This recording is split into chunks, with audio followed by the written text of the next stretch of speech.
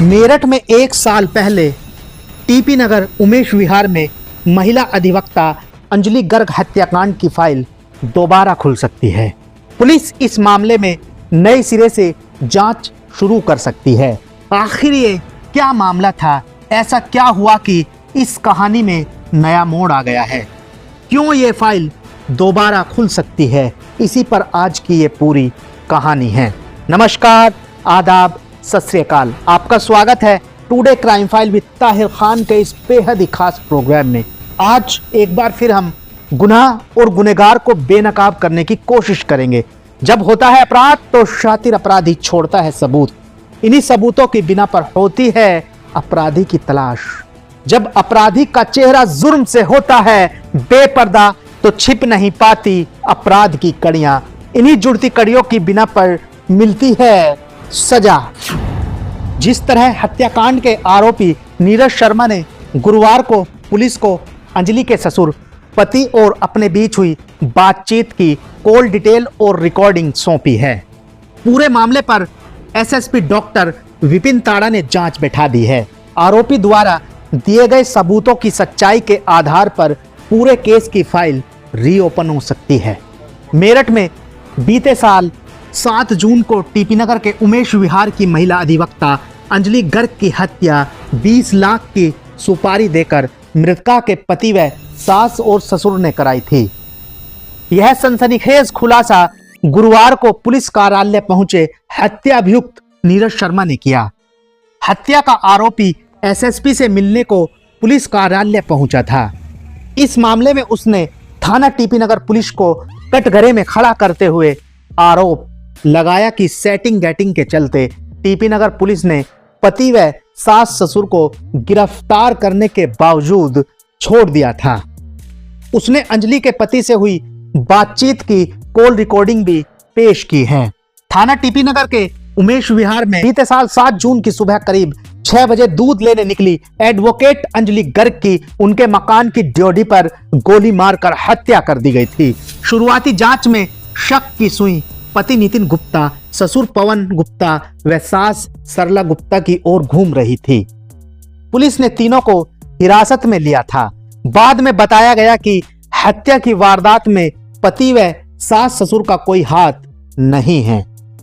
कुछ समय बाद यशपाल, सुरेश भाटी व नीरज शर्मा की गिरफ्तारी कर पुलिस ने एडवोकेट अंजलि हत्याकांड का खुलासा किया था।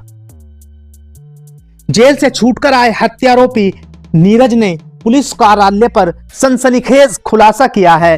वो जेल गए लेकिन उसे रकम नहीं मिली। अब नीरज शर्मा ने खुलासा किया है कि अंजलि की हत्या में जेल गए लेकिन इस काम की सुपारी उन्हें आज तक नहीं मिली है। उसने बताया कि पुलिस ने गिरफ्तारी के बाद पूछताछ की लेकिन पति, सास व ससुर का नाम उन्होंने नहीं लिया क्योंकि सौदा तय हो चुका था। 20 लाख की रकम मिलने का भरोसा दिया गया था। नीरज शर्मा ने आरोप लगाया कि पति पवन गर्ग ने उसका जीना मुहाल किया हुआ था। दिन में 10 बार कॉल करता था कि गोली मार दो। 3 जून को हत्या करने का प्लान बनाया गया। नीरज ने खुलासा किया कि पिछले साल 3 जून को हत्या करने का प्लान बनाया गया था। तभी मैं दिनांक 3 जून 2023 को पवन गुप्ता की स्कूटी की डिग्गी में 315 बोर का तमंचा व 3 कारतूस पवन गुप्ता व नितिन गुप्ता को दिखाकर कहा कि आज अधिवक्ता अंजलि को मार देंगे और पवन गुप्ता के साथ बैठकर अंजलि के पीछे बेगमपुल तक आए। मारने की फिराक में बेगमपुल तक पीछा भी किया लेकिन उसे मारने का मौका नहीं मिला। फुल प्रूफ प्लानिंग कर ली थी लेकिन वारदात को अंजाम नहीं दे सके। नीरज ने यह भी बताया कि ससुर पवन गुप्ता सुबह उठते ही कॉल कर अंजलि की लोकेशन बताया करता था। 7 जून की सुबह उसके कहने पर हत्या कर दी। हत्या की इस वारदात से संबंधित तमाम साक्ष्य उसने पुलिस को दिए हैं। इसके साथ ही पति, सास व ससुर तथा दुष्यंत शर्मा को अंजलि की हत्या की साजिश में जेल भेजने की भी मांग की है।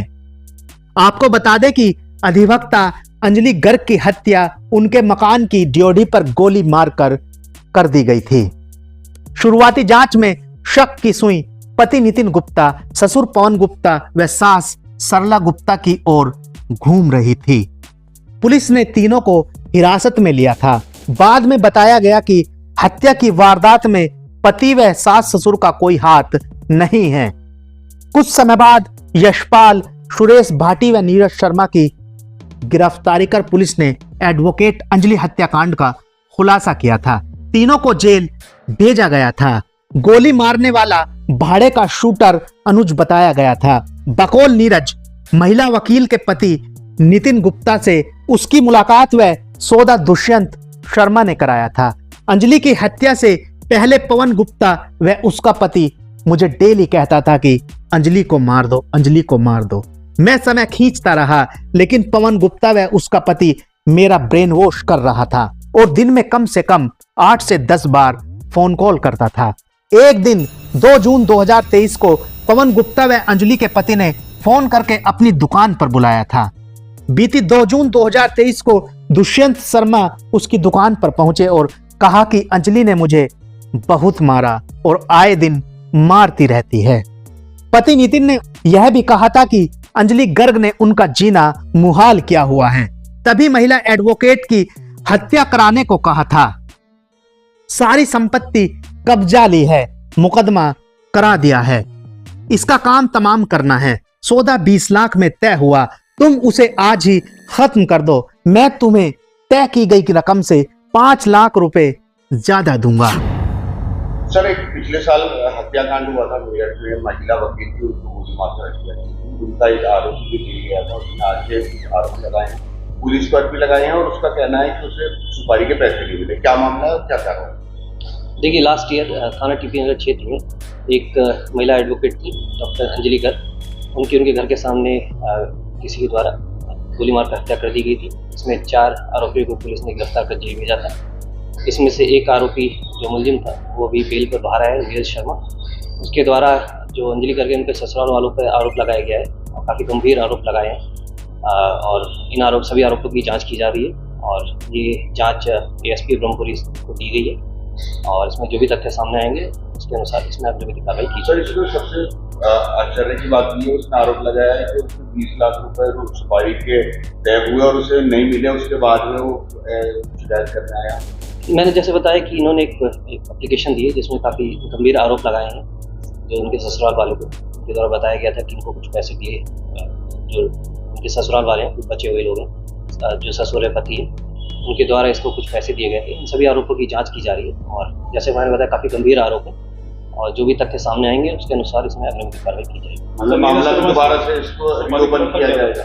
नीरज शर्मा इसमें आरोपी था और ये जेल भी गया था। जेल से बाहर आने के बाद इसने ये एप्लीकेशन दी है, आरोप लगाया है और जैसे मैंने बताया इन सभी तथ्यों की जांच की जा रही है, जो भी इसने आरोप लगाए हैं और जो भी तथ्य सामने आएंगे उसमें अग्रिम कार्रवाई की जाएगी। कोई मिलता है तो क्या दोबारा से रिओपन केस करके दोबारा से जांच की जाएगी और जो ऐसा होता है? बिल्कुल प्रावधान है कानून में कि अगर कोई नए तथ्य सामने आते हैं और कुछ भी आए इसमें सामने आएगा तो इसमें हम लोग विवेचना पुनः ओपन कर इसमें कार्रवाई करेंगे। तो इस तरह से इस वारदात को अंजाम दिया गया था। फिर से नए सिरे से जांच होगी। कई सवाल हैं, आखिर कैसे पुलिस ने फील गुड करके ससुर पति को छोड़ दिया था। तत्कालीन एसएसपी, एसपी, सीओ, थानेदार के खुलासे पर सवाल खड़े हो रहे हैं, लेकिन किसी को किसी की जान लेने का कोई अधिकार नहीं है। इस देश में कोर्ट कचहरी कानून सब हैं। इस तरह के अपराधों से बचना चाहिए। जांच के बाद में क्या निकलकर सामने आता है, इसकी तहकीकात जारी है। प्लीज आप चैनल को सब्सक्राइब जरूर कर दीजिएगा। जुर्म कभी भी किसी भी रूप में आपके दरवाजे पर दे सकता है दस्तक। गुनहगार कभी भी बना सकते हैं आपको अपने खूनी खेल का शिकार। इसलिए अब बेखबर होकर जीना छोड़ दीजिए। रहिए हर पल बाखबर। मुजरिमों की शातिर निगाहों से खुद को रखने के लिए महफूज देखते रहिए India crime file with Tahir Khan. तो अभी के लिए बस इतना ही। आप रहिएगा होशियार, खबरदार। आप स्वस्थ रहें, मस्त रहें, सतर्क रहें, सुरक्षित रहें। फिर मुलाकात होगी किसी नई घटना के साथ। देखते रहें today crime file with Tahir Khan. सीख एक को लेकिन सबक हम सबको। नमस्कार, जय हिंद।